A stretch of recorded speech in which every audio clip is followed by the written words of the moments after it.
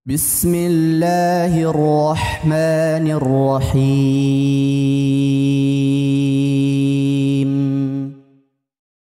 Ustadz, apakah boleh bangkit menuju berdiri dari rokaat dengan cara posisi tangan seperti ini, Ustadz? Tangan yang menggenggam di lantai itu, Ustadz. Pertanyaannya apa? Apa boleh? Apa boleh? Harusnya memang disyariatkan, Ustadz.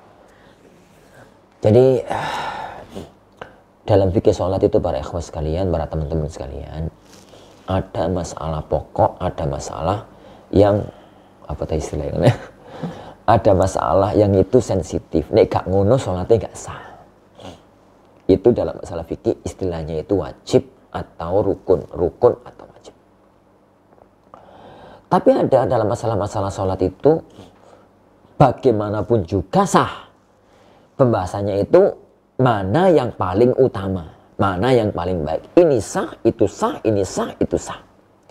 Tapi dari semua yang sah, yang ini boleh, ini boleh, ini boleh, ini boleh, itu mana yang paling utama, mana yang paling baik, gitu ya, mana yang paling baik. Lah, kalau semacam ini, pembahasannya itu ringan. Pembahasannya itu ringan. Salah satunya adalah masalah yang sedang dibahas tadi. Jadi kalau ada orang itu dari apa tadi? Dari duduk ya? Dari duduk, Dari duduk. Kemudian bangkit berdiri. Intinya itu pokoknya berdiri. Pokoknya berdiri. Intinya itu pokoknya berdiri. Dari sujud berdiri, dari duduk, tahiyat kemudian berdiri, itu pokoknya berdiri. Karena yang rukun itu sujud terus berdiri. Sujudnya itu rukun, berdirinya itu rukun. Tahiyat duduknya itu rukun sholat maksudnya, bukan rukun warga, rukun sholat. Kemudian berdirinya itu juga rukun. Nah, tentang tata cara berdiri itu masuk dalam ranah sunnah. Masalah. Bagaimanapun caranya gak mengganggu hukum sholat. Gak mengganggu hukum sholat. Karena pertegas ini, karena jangan sampai masalah ini jadi masalah. Maksudnya itu gak sah, gitu. Jadi lucu gitu loh. Jadi lucu, memahami fikihnya itu jadi lucu. Nah, setelah difahami, sekarang kita coba untuk memahami masalah. Jadi Rasulullah Shallallahu Alaihi Wasallam, bagaimana posisi Rasulullah Shallallahu Alaihi Wasallam tatkala bangkit dari duduk atau sujud ke berdiri? Bangkit dari duduk atau sujud ke berdiri. Ada beberapa riwayat yang menjadikan para ulama kita berselisih. Yang menjadikan para ulama kita itu berselisih. Riwayat yang pertama, ada beberapa riwayat yang tegas-tegas menunjukkan bahwasanya Rasulullah SAW itu kalau berdiri bersandar pada tangan. Ya'tamada ala yadayh. Beliau itu sandarannya itu pada tangan. Sandarannya jadi mateknya itu pada tangan. Tapi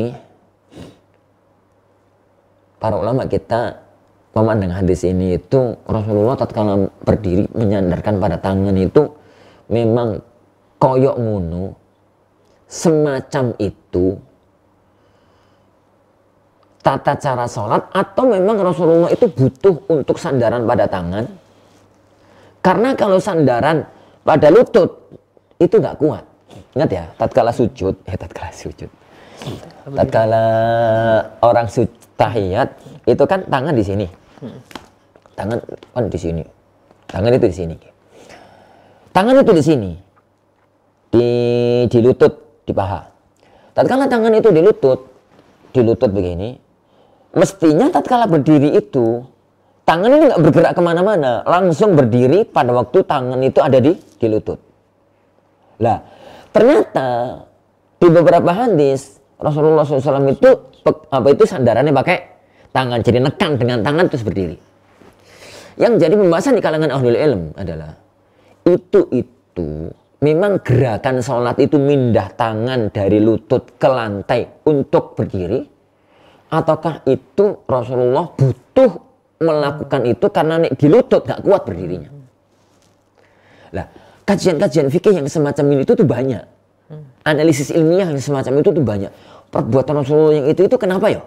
Memang begitu ataukah Yani ataukah karena beliau butuh. Contoh, tatkala Rasulullah SAW dalam Sahih Bukhari itu khutbah megang tongkatan.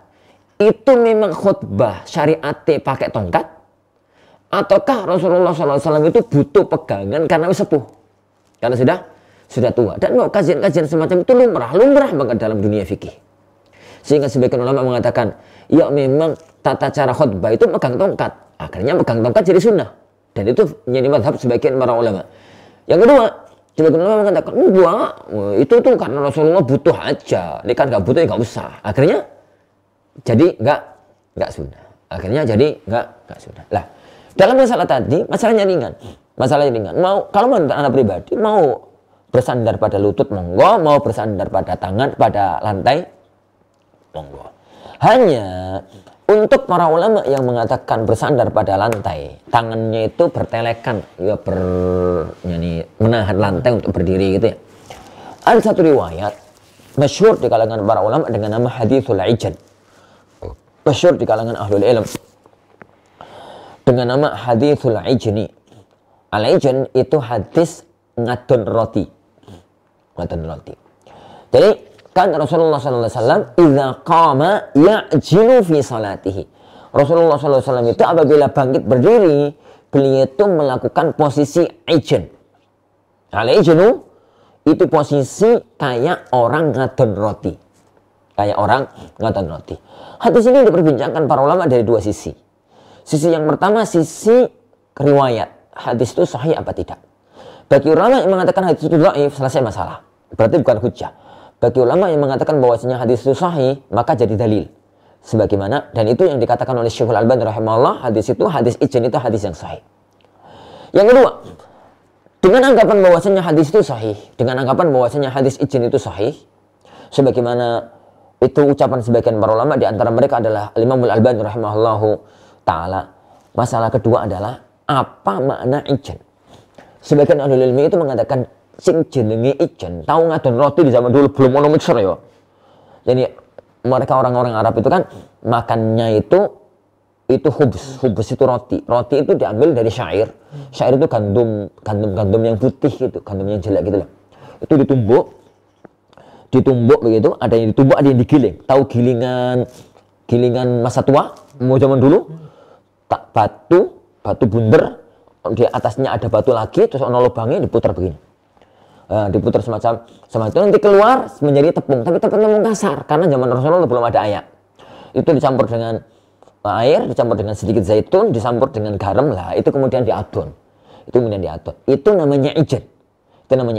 Lah, para ulama kita mengatakan orang yang ijan, orang yang ngadon roti nggak mungkin kecuali begini. Jadi kayu ngadon, pegang kayak gini. Itu. Semacam itu. Dengan pemahaman ini, berarti bangkit itu ini. Berarti bangkit itu begini. Karena ngadon roti itu begini. Dan itu semacam itu. Tapi apakah pemahaman itu satu-satunya? Enggak juga. Karena masih ada kemungkinan makna lain. Loh, apa ngadon roti itu begini terus? Kan begini itu ngawali. Nek kalau roti itu sudah mau jadi, gini itu malah nggak iso. Malah pakai tangan, diulet-ulet kayak pakai tangan. Makanya sebagian ulama mengatakan ijan itu hadis ngadon roti itu bisa begini, bisa begini, gitu. Bisa begini, bisa begitu. Itu aja sebenarnya.